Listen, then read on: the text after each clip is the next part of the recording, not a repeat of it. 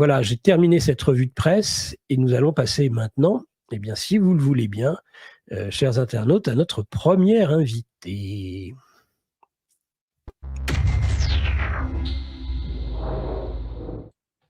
Eh bien, nous sommes maintenant dans cette matinale de géopolitique profonde, nous sommes mardi. Mardi, normalement, c'est le jour de Sylvain Ferreira, mais Sylvain Ferreira, il est occupé ce soir sur le plateau de Mike Borowski à 19h. Qu'est-ce que vous voulez que je vous dise? On va essayer de faire sans, c'est compliqué de faire sans l'un de nos GOAT numéro 1, qui est Sylvain Ferreira. Vous le retrouverez la semaine prochaine.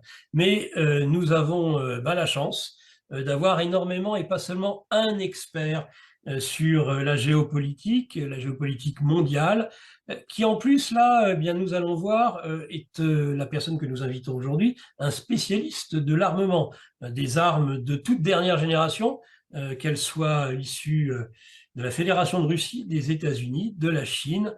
On ne parlera pas trop de l'Europe, on n'a pas l'impression qu'il soit en premier plan non plus sur ce sujet. D'abord, bonjour Stéphane Bonnard et bienvenue dans cette matinale de géopolitique profonde. Bonjour à vous et merci de me recevoir. C'est un grand plaisir de participer à GPTV et puis un bonjour aussi à tous les auditeurs de GPTV. Réinformation sur le monde, c'est le site que vous tenez de façon vaillante, sans discontinuer. En tout cas, ça fait au moins 7 ans que vous vous intéressez à ces sujets de géopolitique.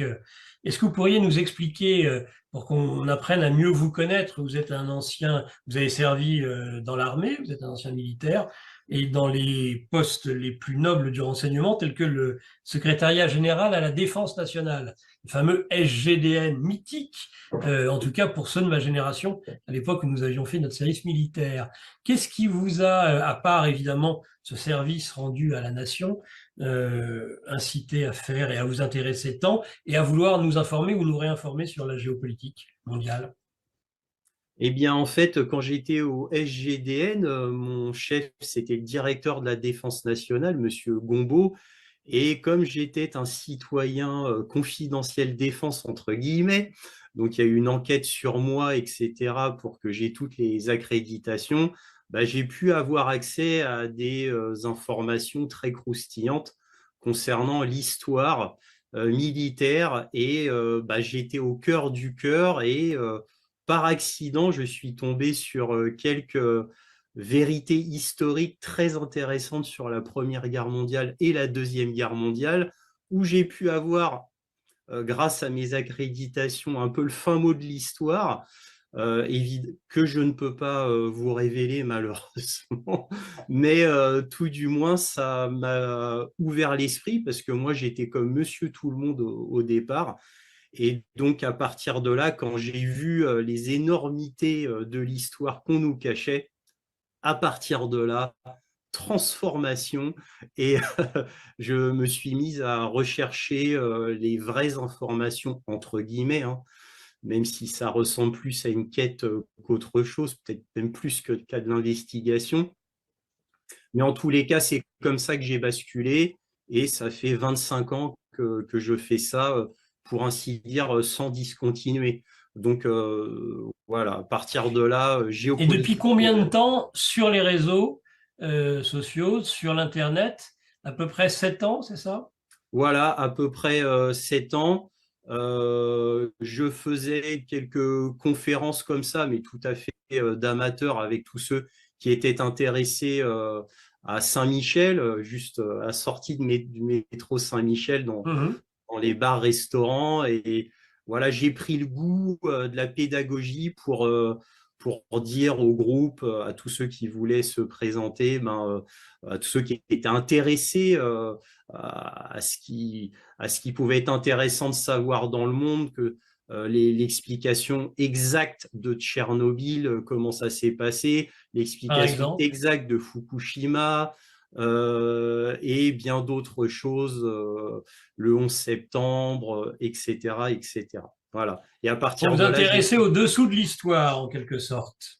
Moi, au début, j'étais vraiment dans les dessous de l'histoire, vraiment les choses qu'il ne faut vraiment, vraiment pas dire en public. Mhm. Mais moi, contrairement à beaucoup d'autres, et je pense que c'est ce qui a fait qu'à un moment donné, ça a fonctionné un petit peu, c'est que contrairement à beaucoup d'autres, moi, quand j'avais des arguments à présenter, je montrais les preuves. Donc les câbles des ambassadeurs, les câbles des généraux, des documents originaux de l'époque. Et moi, quand j'avais quelque chose à présenter, un argument, je montrais toujours les preuves, que ça soit un grand journal, une grande référence, mais c'était souvent des choses étatiques ou qui vient de la librairie militaire américaine, par exemple, de Washington, de la CIA, parce que je regarde les documents déclassifiés de la CIA aussi, Oui, mais etc. alors Et là, maintenant, voilà, il y a certains documents, vous les avez parce qu'ils sont déclassifiés. Donc vous allez à la source, vous êtes quelqu'un, vous êtes un véritable voilà, journaliste d'investigation. Dieu sait comme il voilà. en manque dans nos milieux. Mais il y a des informations que vous aviez à l'époque où vous étiez au SGDN que vous n'avez plus maintenant sur ce dont vous allez nous parler. Mais néanmoins, vous recoupez à peu près des informations. Comment vous faites? Je passe mon temps à recouper les informations. En fait, c'est très pénible, très fastidieux et ça me prend des heures tous les jours. Alors, j'ai la chance d'avoir un métier parallèle qui me permette Mhm. de finir tôt et donc de travailler beaucoup parce que je travaille beaucoup, parce qu'en fait, j'ai pas de mal, c'est une passion. Et donc, je lis énormément de journaux internationaux par jour. Je vais énormément sur Internet, sur les réseaux sociaux. Bon, moi, c'est VK, Telegram, bien entendu, mais YouTube aussi, Odyssée, c'est surtout des journaux. Je lis surtout des journaux internationaux, mais pas que le Washington Post, le Financial Times, The Economist, aussi Anadolu Ajansi, par exemple, qui est un journal turc, des journaux du Kazakhstan, des journaux africains, El País, ce journal espagnol. Quoi. Je ne lis pas que les grands, les plus connus. Global Times, le grand journal international chinois, etc. Je ne peux pas tous vous les dire parce qu'il y en a beaucoup, beaucoup trop. Et Donc, c'est une puis, revue de voilà. presse condensée de géopolitique qui vous permet d'avoir de multiples sources et qui vous permet de les recouper. Mais C'est alors, ça. l'information n'est pas la même partout, on est d'accord. Exactement, exactement. Et en fait, c'est comme ça que je me suis aperçu avec le temps et l'expérience qu'en fait, pour l'Europe, les journaux qui peuvent des fois divulguer la vérité, c'est souvent des journaux allemands ou le journal espagnol El País, en Ah oui. parlant que des grands médias, hein, bien sûr. Mhm. Hein.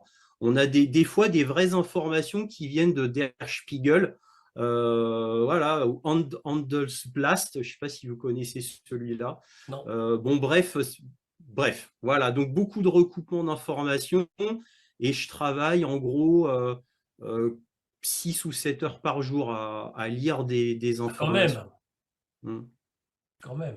Alors, bah écoutez, on va tout de suite un petit peu tester, si je peux me permettre, les connaissances qui sont les vôtres dans un conflit qui nous occupe depuis plus de 2 ans, maintenant 2 ans et demi, c'est-à-dire et on aura le troisième anniversaire cette année, enfin anniversaire, je ne sais pas s'il faut parler d'anniversaire d'ailleurs, qui est le conflit entre l'Ukraine et la Russie.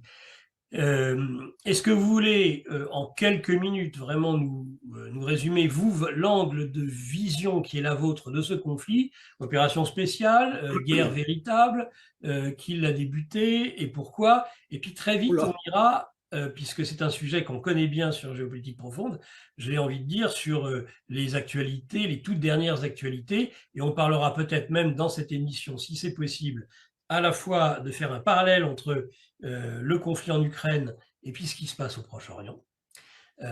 Et peut-être faire une petite revue des dernières avancées technologiques. Je crois que cette semaine, ce sera en matière de drones. Et moi, Oui, tout à j'aimerais fait. que, à chaque fois que nous puissions vous avoir, Stéphane, dans nos émissions, eh bien, à chaque fois, nous ayons au moins une arme nouvelle, moderne, bombes, missiles, tanks, tout ce que vous voudrez bien, plus même le brouillage électronique, afin de voir un petit peu où on en est, parce que on aurait aimé apprendre un peu avant, par exemple, le fameux noisetier, l'orejnik, qui nous est apparu Oui, comme ça, on s'est dit, mais d'où ça vient? Eh bien, je pense qu'avec des gens, je pense que vous étiez au courant de ce qui était en train de se tramer sur ce sujet oui, bien oui. avant qu'on ne le sache nous-mêmes. Oui, tout à fait. Alors bon, vaste programme, hein. Oui, oui, mais Et on ne commence aujourd'hui, mais on va avoir d'autres émissions, vous inquiétez pas. alors, bon, alors, quant à qui a commencé, dois-je vraiment le préciser? Vous n'êtes pas obligé, hein, c'était des questions bateau, hein. Mais bon, oui, bon, bah, bon, pour les auditeurs qui ne savent pas trop ce qui se passe, oui, bah, évidemment, c'est l'OTAN qui a commencé, et plus précisément les États-Unis.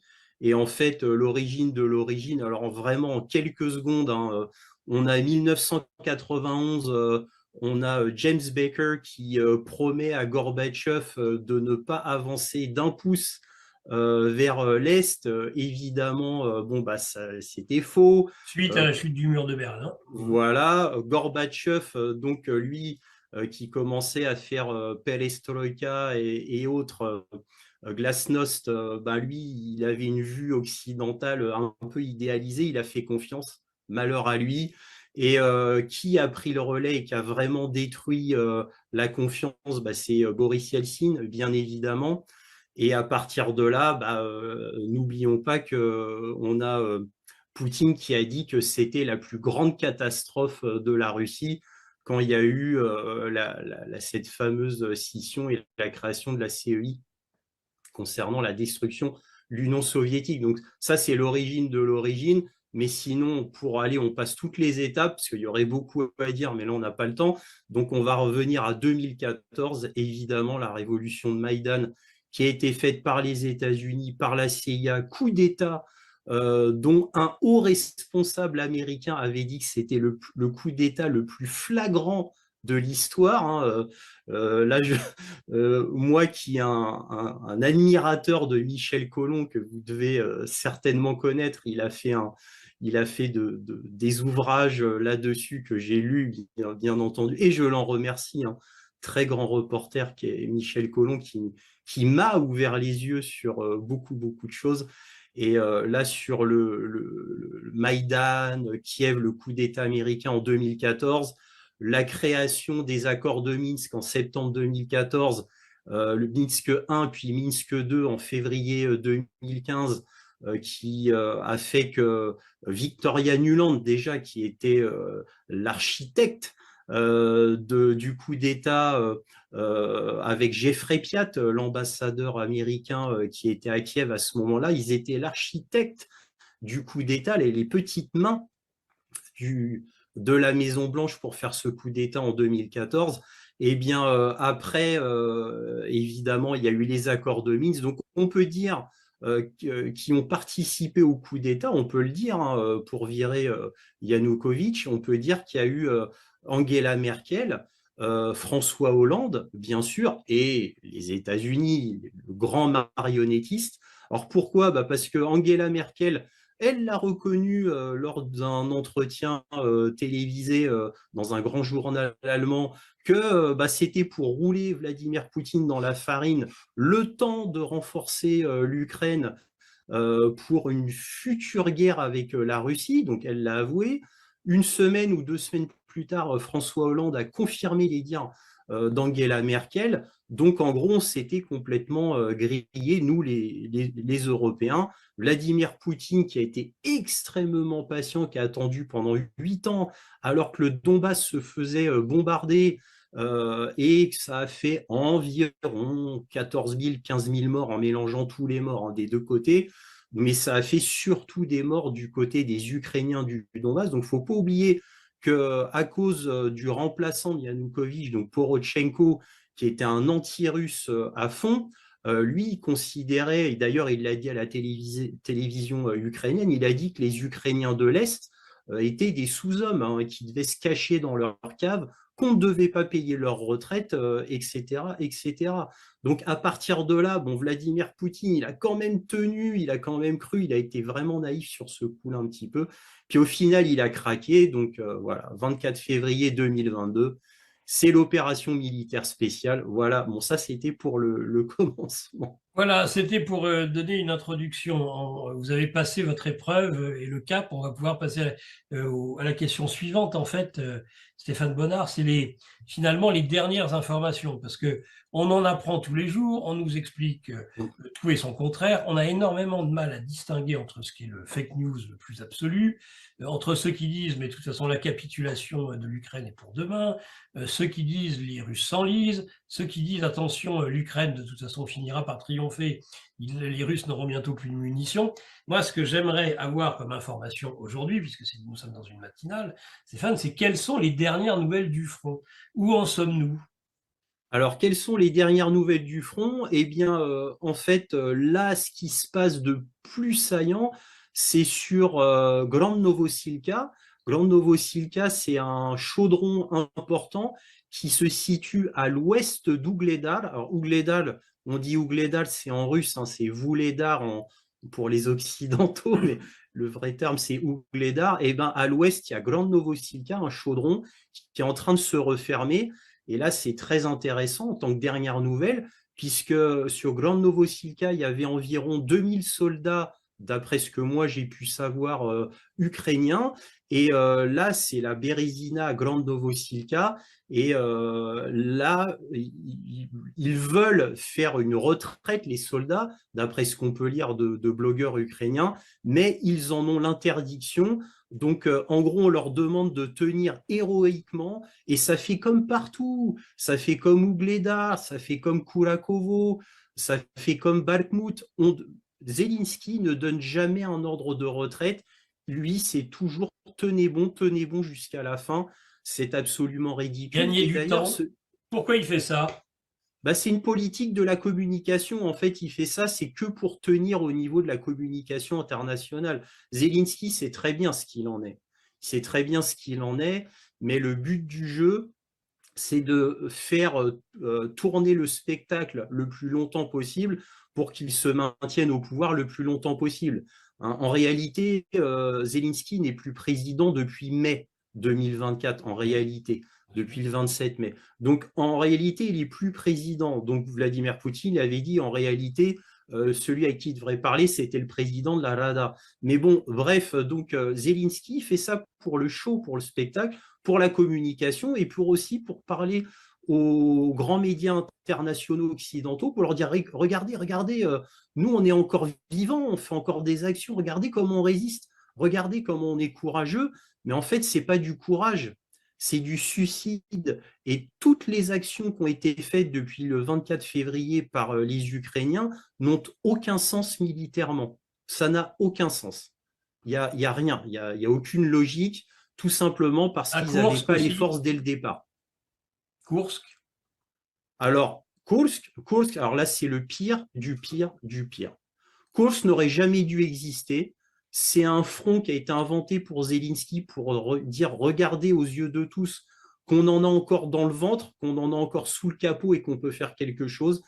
Kursk, ça a créé une mort encore plus rapide de l'Ukraine. Ça a accéléré considérablement la mort de l'Ukraine militairement, puisque pour Kursk, il a fallu prendre les meilleures forces, et les meilleures forces, on les a pris dans l'oblast de Zaporojye, plus précisément des sections autour de la ville d'Orirov, qui est à Zaporojye. Orirov, c'était le point de départ de la grande offensive ukrainienne qui devait ensuite piquer sur Tokmak, enfin Mélitopol et en dernier la mer d'Azov. Donc ça a été un fiasco absolument monumental à cause des défenses de Sourovikine, bien entendu. Guerre d'attrition décidée par Sourovikine massivement, qui a fonctionné, et les Russes gardent cette guerre d'attrition absolument. Et à Kursk, les Russes font exactement la même chose.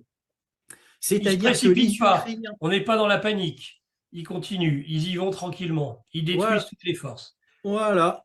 Donc, à Kursk, les Russes, pourquoi parce qu'on m'a souvent demandé, mais comment ça se fait, les Russes, c'est chez eux à Kursk, Oui. c'est l'oblast de Kursk, ils ont quand même maintenant énormément de matériel, d'obusiers, de Sukhoi 25. Bon, les Sukhoi 25, c'est l'équivalent des A-10, les Warthog américains, c'est les avions anti-blindés. Bref, ils ont ça, ils ont les drones, ils ont les hélicoptères de combat, les fameux Ka-52. Ils ont tout. Ils pourraient les écraser et prendre le QG ukrainien qui est à Souja, Alors là où pourquoi ils il le y a font le pas? nœud gazier. Voilà. Et ils pourraient, mais ils ne le font pas parce Pourquoi? que le général qui s'occupe de Kursk, lui, il est très content que les meilleures troupes soient envoyées, que le meilleur matériel de l'OTAN soit envoyé. Il est détruit au fur et à mesure. Et moi, d'après ce que j'ai compris, bon, je ne fais pas partie de l'état-major russe, mais c'est comme ça que je l'ai compris, étant donné les forces qui sont très faibles ukrainiennes à Kursk et les forces en réalité très puissantes à Kursk côté russe. Donc c'est comme ça que moi je l'analyse pour Kursk. Sinon, Pas, pas de Coréens à Kursk? On n'en trouve pas? alors là, j'ai longuement fait des vidéos sur les Nord-Coréens à Kursk. Non, bien évidemment, l'histoire des Nord-Coréens à Kursk, ça a été inventé sur ordre de Washington par la Corée du Sud. C'est la Corée du Sud qui a inventé, qui a créé au niveau des médias internationaux l'histoire des Coréens du Nord qu'on avait vu d'abord en formation à Vladivostok. Ils étaient 2300, après 2700 envoyés sur Kursk. Et puis après, bon, le Pentagone a rebondi. Après, ils étaient 11 000, 12 000, 13 000 à Kursk. Ça, c'est le Pentagone qui le disait dans le New York Times. C'était complètement ridicule. Et il y a eu un pavé dans la mare. Donc je crois, alors à ma connaissance, peut-être que je me trompe, mais je crois être le seul à l'avoir souligné. C'est le fameux article de la BBC, un grand article de première page, et personne n'en a parlé, c'est dommage, où l'article de la BBC a interviewé des capitaines et des commandants de l'armée ukrainienne à Kursk pour leur demander mais s'ils avaient vu des soldats nord-coréens, et les soldats de Kursk avaient répondu en se moquant aux journalistes de la BBC, nous on n'en a pas vu, mais ce serait quand même étonnant que les forêts de Kursk abritent des Nord-Coréens. Et la citation. Donc, non, bien sûr que l'histoire des Nord-Coréens ont été inventée par Washington afin de donner un prétexte à l'Ukraine pour dire aux yeux du monde, ah bah regardez, l'Ukraine, elle a du mal à avancer à Kursk, alors que c'était en réalité un bon plan, Kursk, hein. Mais elle a du mal à avancer, ah bah regardez, il y a des Nord-Coréens, il y en a 13 000. Voilà pourquoi ils n'arrivent pas à avancer. C'est pas parce que la Russie est puissante. Non, non, non. C'est parce qu'il y a les Nord-Coréens. Bon, évidemment, c'est complètement ridicule et tout le monde l'a maintenant deviné, quoi. Tout du moins, j'ose l'espérer. Stéphane Bonnard, par rapport aux désertions, par rapport au risque d'effondrement du front, on entend qu'il y a d'un côté une guerre d'attrition, mais est-ce que de l'autre côté, à un moment donné, surtout qu'on entend parler maintenant de négociations de paix, à quoi bon? Est-ce qu'on va mourir dans ces derniers jours alors que je me place par rapport à un Ukrainien et je me dis, mais est-ce que je vais faire un acte d'héroïsme alors que je sais que de toute façon les négociations arrivent et que la guerre sera terminée dans 3 mois? Ben, le problème avec les Ukrainiens, et ça remonte depuis 2014, que c'est comme ça que ça a été voulu, c'est qu'ils sont embrigadés grâce à une propagande massive, ultra massive, permanente, partout, avec la complicité de tous les médias occidentaux. N'oublions pas ce qu'a dit Victoria Nuland. Victoria Nuland a annoncé au monde entier, en se vantant, en rigolant devant les caméras, que en 2015, début 2015, vous imaginez, nous, les États-Unis, on a quand même dépensé 5 milliards de dollars en marketing, hein. Quand même, Il y a 10 c'est... ans. Hein. Il y a 10 Ouais, ans. ouais. Donc voilà, donc ça dit tout. Et ils sont tellement sûrs d'eux-mêmes, une arrogance tellement gigantesque que, ben, en toute impunité, des fois, ils balancent des informations qui, en réalité, les trahissent. Ils savent très bien qu'ils n'ont aucune chance. Les politiciens, j'entends, hein, les Sirski, les Zaloujny, etc. Mais ils doivent faire semblant. Alors, ils doivent faire semblant parce qu'il y a une chose qui est rarement soulignée dans les médias, mais qui est très importante à dire, et là, je m'empresse de le dire. Il ne faut pas oublier que Zelensky est pris entre le marteau et l'enclume. N'oublions pas que Zelensky, dès le début de son mandat, a eu des menaces de mort du bataillon Azov, et on lui a dit, si jamais tu négocies avec la Russie, on va te pendre sur la grande avenue de Kiev. Donc, moi, j'ai un peu pitié pour Zelensky, parce qu'en réalité, il a failli mourir, et sa famille d'ailleurs, qui ont été menacés par les néo-nazis en Ukraine. Alors, je rappelle qu'il y a 3 grandes factions de néo-nazis en Ukraine. On a le bataillon Azov qui est le plus puissant et qui est au sein du gouvernement ukrainien. On a la faction Stepan Bandera et on a la faction Private Sector, c'est-à-dire le secteur droit. Donc, et il est pris avec ces néo-nazis. Alors en fait, il doit naviguer entre les menaces des néo-nazis qui lui disent tu négocieras jamais ou sinon t'es mort, et les pressions terribles occidentales. C'est à devenir fou si on se met à la place de Zelensky. C'est, semble-t-il, grâce à un certain nombre de produits illicites, ce qu'il réussit à faire. Ah, oui. Encore quelques informations sur le front, et sinon, on va passer au parallèle qu'on peut faire entre le Proche-Orient et entre Alors, le plus important sur le front, c'est que là, on peut dire que Toretsk, Tchassiviar, Grand Novosilka vont être prises. C'est où ça? C'est où ça concrètement? Alors, Grand Novosilka, c'est à l'ouest d'Ougledar, hein, pour donner un point de repère. Nous avons On est dans le Donbass. Oui, oui, tout à fait dans le Donbass. En fait, là où tout se passe, c'est à 95%, c'est dans l'oblast de Donetsk. Voilà, comme ça situe. Parce que à Donetsk, c'est très important à souligner, c'est Paklovsk. Parce qu'il ne faut pas oublier que Paklovsk, c'est l'endroit du front le plus important au moment où je vous parle. Et donc, Tchassiviar, Toretsk sont pas très loin de Paklovsk. Alors, pour vous dire, Tchassiviar, c'est le plus grand verrou du front. Donc, c'est extrêmement important stratégiquement. C'est le plus grand verrou du front qui mène directement à Kramatorsk et ensuite Slaviansk. Donc, 2 grandes villes de Donetsk. C'est extrêmement important. Tchassiviar, le plus grand verrou du front. Et on a Toretsk qui était un endroit important logistiquement et aussi un petit verrou stratégique qui permet d'aller plus à l'ouest. Et Paklovsk, c'est l'endroit le plus important, c'est le plus grand nœud logistique d'Ukraine. Donc une fois que Paklovsk tombera, bah, tout tombera. Et là, Paklovsk, les Russes ne sont plus qu'à 2,5 km de Paklovsk. Et en plus, petite information amusante, c'est que bah, les grandes mines de charbon de haute qualité qui étaient autour de Paklovsk, eh bien, il n'en reste plus qu'une, c'est Oudachnie, qui est à environ 15 km au sud-ouest de Paklovsk, et où Dachny, ben, évidemment, va être prise. Donc, les 3 grandes mines vont être prises. Donc, l'Ukraine ne peut plus faire de sidérurgie, c'est aussi simple que ça. Mais alors, BlackRock avait déjà tout acheté, c'est pas possible ça? BlackRock? Non, mais je plaisante. Déjà, les oligarchies mondialistes s'étaient déjà taillées sur la bête. Comment ils vont faire? Ah, là, ils sont dégoûtés, hein, dégoûtés. Il n'y a pas que BlackRock hein, dans l'affaire, effectivement, mais ils sont dégoûtés. Étonnamment, il y a la BNP, il y a aussi des fonds d'investissement saoudiens qui ont acheté des terres là-bas. Évidemment, ce qui les intéressait, c'est plus le côté agricole. Pas que, il y a aussi la fondation Bill et Melinda Gates, il y a Vanguard aussi qui a acheté.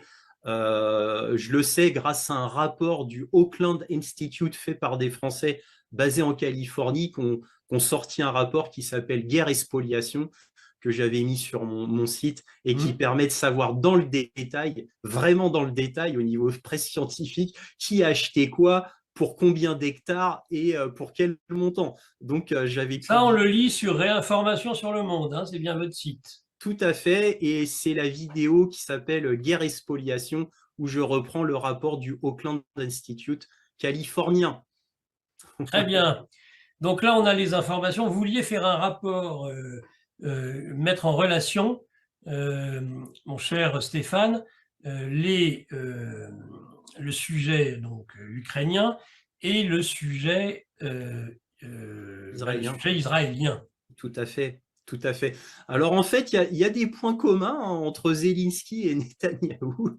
Et Netanyahou. Alors le point commun donc, qui ne viendrait pas forcément à l'esprit tout de suite, et pourtant il est évident, c'est que Zelensky, lui, il a les néo-nazis de son gouvernement, hein, qui veulent absolument détruire la Russie. Et Benyamin Netanyahou, il a la faction de l'extrême droite, le Likoud, etc., qui veulent détruire la Palestine, détruire les Palestiniens pour être plus exact, faire un nettoyage ethnique. Et donc là, c'est déjà premier point commun. Deuxième point commun, bah, les deux sont entre le marteau et l'enclume, parce que Zelensky, comme je l'ai dit précédemment, il y a les néo-nazis qui lui disent hey, tu négocieras en aucun cas avec la Russie. Il y a Washington qui dit ah, il faut que tu résistes le plus longtemps possible parce que nous, faut qu'on gagne de l'argent, il faut donner beaucoup d'argent au complexe militaire industriel américain, alors résiste encore un peu, et en même temps, tu vas un petit peu affaiblir la Russie. Bref, c'est tout bon pour nous, c'est jusqu'aux derniers Ukrainiens, mais ça, c'est pas grave. Et on a Benyamin Netanyahou qui, lui, à l'image de Kiev bah, qui détruit sa population, hein, eh bien, on a Benyamin Netanyahou qui détruit les Palestiniens, qui tue les Palestiniens, en réalité, qui fait un génocide, appelons un chat, hein, qui fait un nettoyage ethnique en réalité. Et donc, voilà. Et qui on a les États-Unis qui donnent de l'armement et de la finance à l'Ukraine et qui donnent de l'armement et de la finance à Israël. Et les Ukrainiens, quoi, Kiev comme Tel Aviv, sans les États-Unis, ils ne sont strictement rien, absolument rien. Donc beaucoup de points communs en réalité, beaucoup de points communs. Et là, encore une fois, bah, vous cherchez une voiture d'occasion? Auto Hero vous propose de super offres. Par exemple, la Peugeot 2008 à partir de 8 900 € ou la Volkswagen Golf à partir de 11 600 €. Et bien d'autres encore. Chez Auto Hero, vous trouverez plus de 3000 voitures d'occasion à prix imbattable. Toutes reconditionnées par des professionnels et avec une garantie d'1 an incluse. Trouvez votre voiture maintenant sur autohero.com ou dans l'application.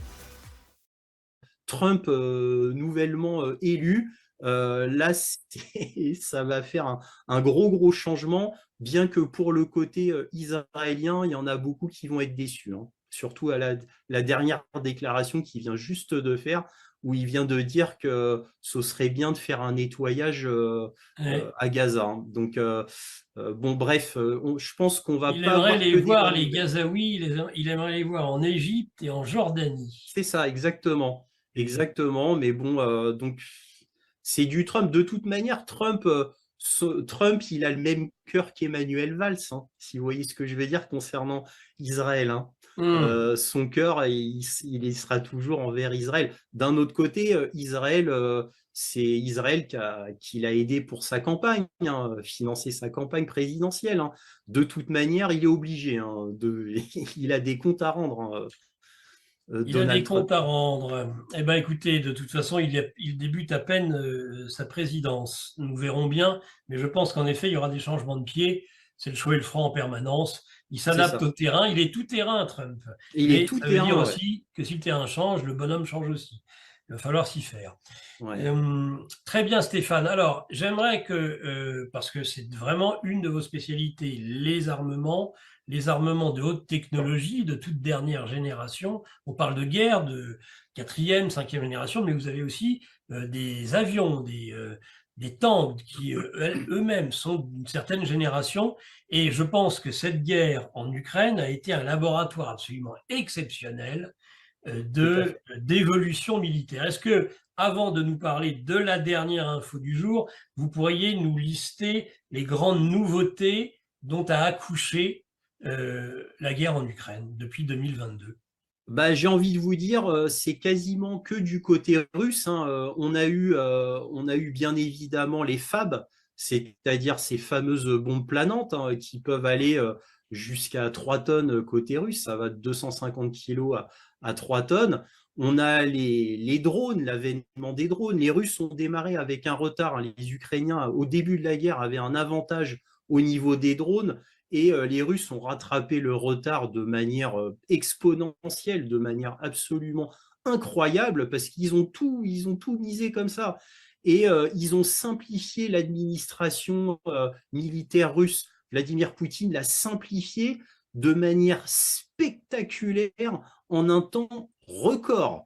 Donc, alors là, c'était extraordinaire à voir, puisque ça, c'était un gros défaut de l'armée russe, c'est-à-dire l'administration militaire qui est très hiérarchisée, très lourde. Donc, il a tout changé, mais en un temps record. Donc, au niveau des drones, la Russie, son plus gros, évidemment, son plus gros coup, la star, c'est le Lancet 3, bien évidemment, le tueur de chars, aussi appelé tueur de chars, qui a vraiment changé la donne. Le premier Lancet, il n'a pas été terrible, mais alors, le Lancet 3, il a fait des dégâts colossaux aux véhicules blindés de l'OTAN, aux fameux Léopard 2, hein, énormément ont été détruits.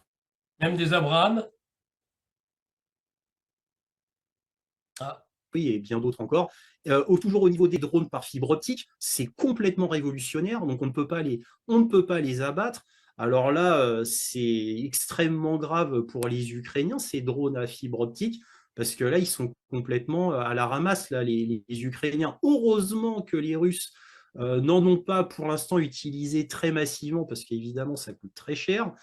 Autre avantage des Russes, où ils ont fait des progrès colossaux, et ce sont les meilleurs du monde là-dessus, c'est le brouillage électronique, puisque rien qu'avec leur brouillage électronique, ils ont pu abattre des scalps, des Storm Shadows, rien qu'avec le brouillage électronique, alors qu'on nous disait ah ben non, on peut pas, c'est pas possible, ils ont des systèmes qui permettent inertiels, qui leur permettent de compenser, etc. Mais non, en fait, les Russes ont trouvé des moyens très sophistiqués pour et juste électroniquement, et comment ils ont pu vraiment abattre presque la plupart des Storm Shadow Scalp, c'est parce qu'il y a un Storm Shadow qui s'est abîmé dans un champ à cause d'un brouillage électronique. Ils ont pu faire du rétro-engineering et l'étudier dans le détail. Donc, ils sont extrêmement forts pour le rétro-engineering. Et c'est pour ça que les Storm Shadows sont arrêtés. Comme les HIMARS, hein, les HIMARS qui ont été récupérés. On n'entend plus parler, oui.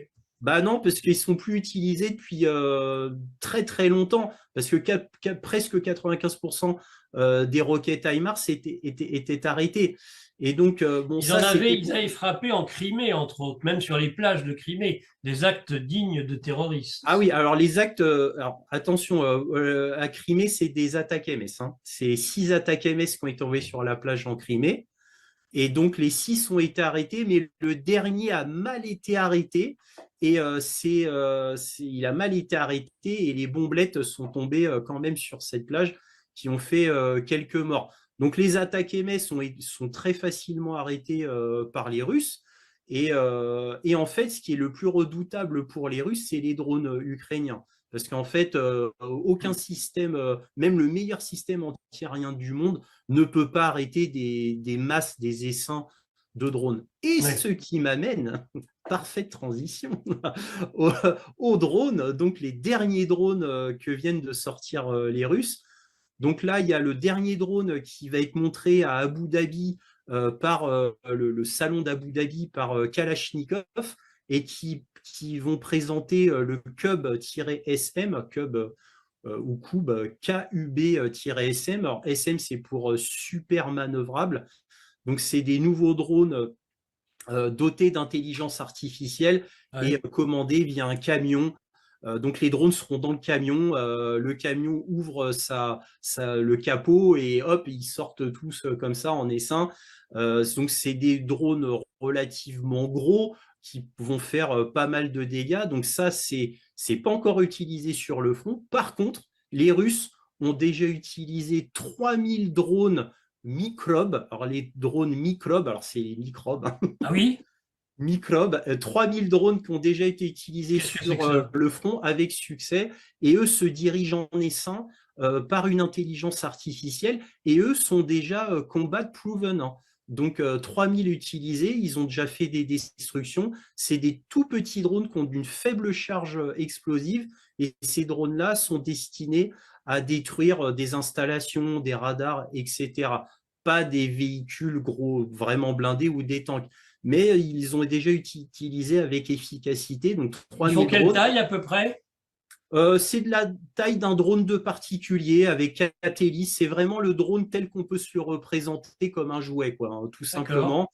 Et d'après ce que j'ai compris, il ne pourra transporter que 2 kilos d'explosifs. Il est fait pour détruire des radars, des installations, des hommes, des trucs comme ça. Alors, comment ça fonctionne?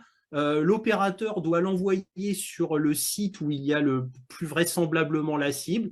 Et une fois qu'il a verrouillé la cible, le pilote de drone n'a plus rien à faire et c'est un essaim qui se dirige vers la cible ou plusieurs cibles.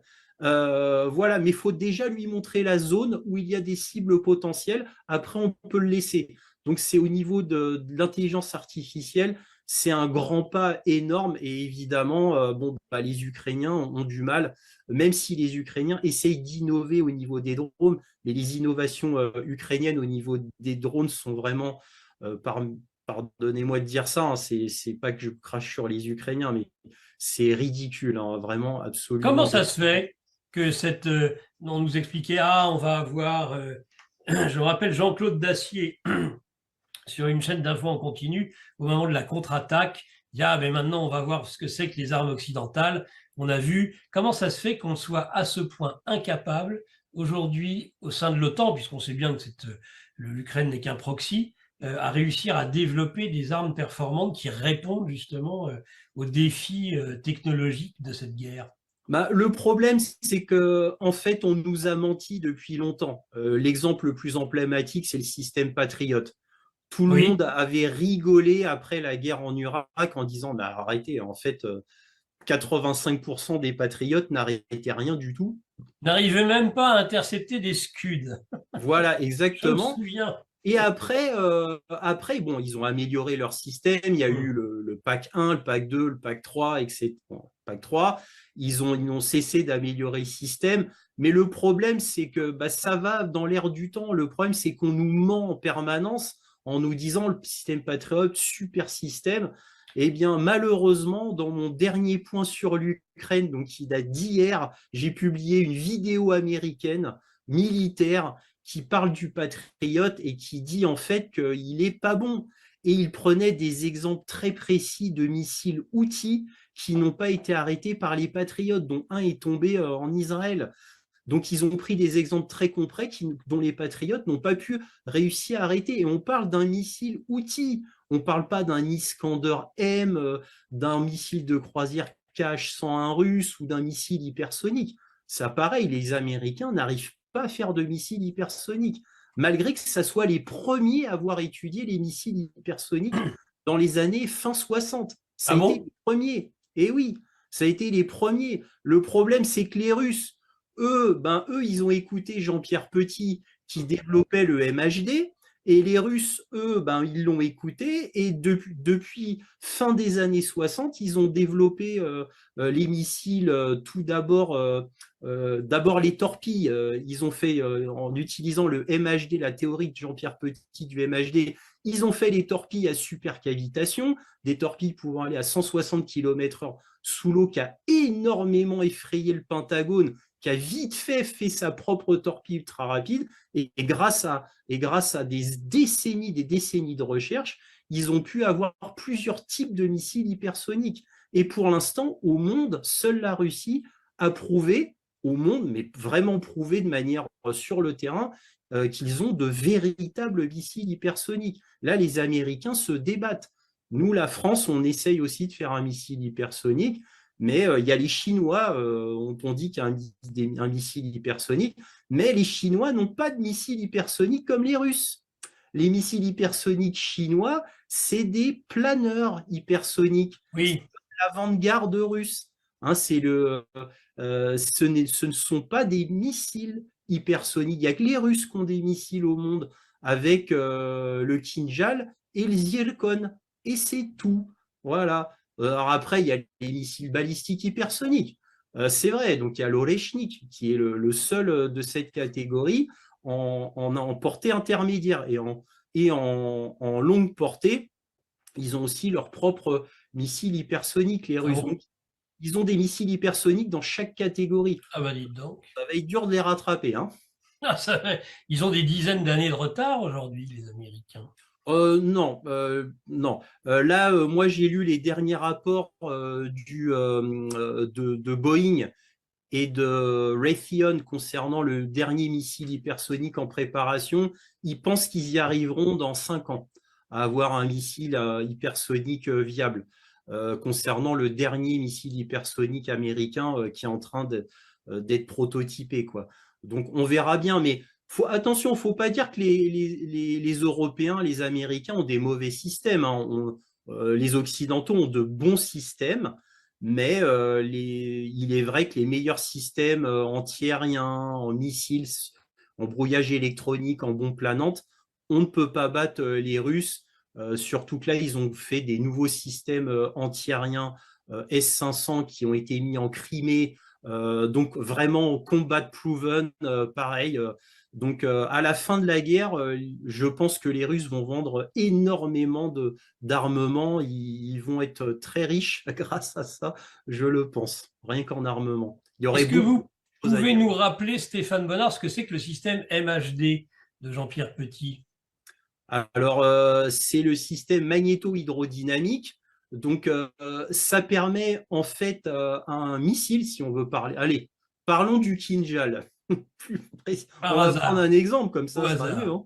Alors, en fait, le MHD, les systèmes, parce qu'en fait, le MHD, c'est que la théorie. Mais en fait, comment ça marche un missile hypersonique? En fait, ça crée un gaz très chaud qu'on appelle un plasma, qui permet d'éviter les frottements avec l'air. Et d'ailleurs, c'est le même système qu'ont utilisé les Russes avec les torpilles à supercavitation. C'est un gaz chaud autour de la torpille qui permettait d'éviter les frictions avec l'eau et qui permettait d'atteindre de telles vitesses. C'est exactement le même système. Sauf que là, la grande particularité des Russes, c'est qu'ils ont réussi à le faire dans un missile où il faut quand même des matériaux pouvant résister à de très hautes températures, on parle de plus de 2000 degrés, même si le plasma protège quand même vis-à-vis du missile concernant le thermique, parce que sinon il fondrait le missile, quel que soit le matériau, hein, j'insiste. Et là où la grande force des Russes, c'est d'avoir fait un générateur électrique à l'intérieur du missile permettant de faire cette MHD ultra puissante. Donc, il y a un générateur électrique à l'intérieur et c'est comme ça qu'on arrive à créer ce champ et ce plasma qui protège le missile et en plus qui permet au missile d'être indétectable. Et oui, parce que le champ plasma permet l'indétectabilité. On le sait grâce, vous vous souvenez de la navette spatiale, quand la navette spatiale entre dans l'atmosphère terrestre pendant quelques minutes, on ne peut pas parler à la navette spatiale à cause du champ plasmique, du plasma qui l'entoure, donc qui est extrêmement chaud et qui absorbe les ondes électromagnétiques. Et donc, c'est le même phénomène qui arrive pour un missile hypersonique. Donc, on ne peut pas le détecter, mais aussi, évidemment, on ne peut pas le manipuler via GPS, etc., pendant le temps où il est en vitesse hypersonique, c'est-à-dire à plus de Mach 5, parce que je rappelle qu'un missile est hypersonique quand il dépasse Mach 5. Donc voilà Eh au bien, niveau des armes. eh ben, vous parlez de phénomène, vous en êtes un drôle de phénomène aussi, mon cher Stéphane Bonnard. On est bien content de vous avoir trouvé sur Géopolitique profonde parce que je pense que vous allez, eh bien moi en tout cas j'ai appris beaucoup de choses ce soir et je suis vraiment enchanté d'avoir cette émission qui passe en très léger différé. Évidemment, vous avez des obligations professionnelles, nous en avons tous, mais on a été très heureux de vous avoir. Rappelez-nous votre site, la meilleure manière que l'on peut avoir de découvrir l'ensemble de vos travaux. Eh bien, je suis sur YouTube. Vous tapez réinformation sur le monde. Et là, vous tombez sur moi. Alors, peut-être que GPTV insérera le lien de ma chaîne dans la Évidemment, bien description. évidemment. Et sinon, je suis sur Odyssée aussi. Donc, sur Odyssée, ce n'est pas le même nom. C'est le nom originel de ma chaîne hein, qui s'appelle Analyse du Monde, Analyse avec un S. Et je suis aussi sur Rumble, Analyse du Monde. Mais c'est YouTube, évidemment, le plus gros site pour moi, réinformation sur le monde. Voilà. Eh ben, merci Stéphane Bonnard. On se retrouve très rapidement dans une autre matinale de Géopolitique profonde. Et je vous souhaite d'ici là une bonne journée et à très bientôt sur une prochaine matinale. Bonne Merci journée à vous. tous. Voilà, c'était Stéphane Bonnard, réinformation sur le monde. J'espère que vous l'avez noté. On essaiera la prochaine fois, s'il en est d'accord, de l'interroger. Tiens, par exemple, sur les avions, on pourra voir les différentes générations d'avions entre le Rafale, le F-35 et aussi les nouvelles générations russes et, paraît-il, de 5e génération, je crois, un avion chinois qui fait peur au monde entier. C'est sa spécialité à Stéphane Bonnard, les armements. Et Dieu sait comme cette guerre en Ukraine a eu des conséquences sur l'évolution militaire. En particulier, bien sûr, on a beaucoup parlé des drones, mais il n'y a pas que ça. Il y a aussi la façon de contrer finalement des missiles ou des drones, ou tout un tas d'armements de nouvelle génération.